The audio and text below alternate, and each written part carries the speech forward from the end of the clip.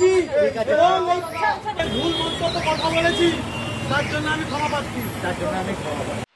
একদিন আগেই বলেছিলাম যে ঘুঘু ধান খেতে খেতে একদিন ধান গলায় আটকে যায়, ঠিক সেরকমই আজকে ডিজে অরুণের সাথে যেটা হলো সেটা আপনারাই দেখুন যে কি হলো।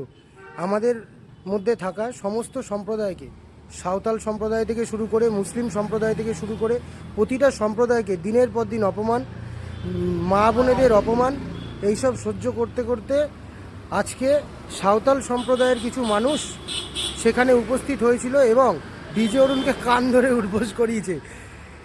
আমরা এটা দেখে সত্যি খুবই খুশি। আমরা যারা ভালো কন্টেন্ট ক্রিয়েটাররা আছি, এইসব কন্টেন্ট ক্রিয়েটারদেরকে আজকে ডিজে অরুণের জন্য অনেক বাজে বাজে কথা শুনতে হয়।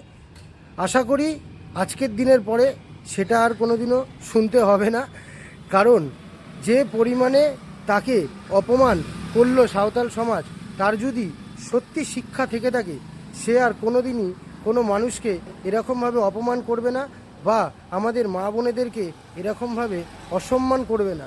দিনের পর দিন চলতে থাকলে যেটা হয় আর কি, তার পরিণতিটা আজকে আপনাদের সামনে। আর আবারও বলছি, এই তো সবে শুরু, এখনও অনেক কিছু বাকি আছে ডিজে অরুণ তোমার জন্য। তুমি বলতে লজ্জা লাগছে, তাও বয়সে বড় হলে বলে তোমাকে তুমি করে বলছি। তুমি হয়তো সম্মান না দিতে পারো, আমরা সম্মানটা দিতে জানি।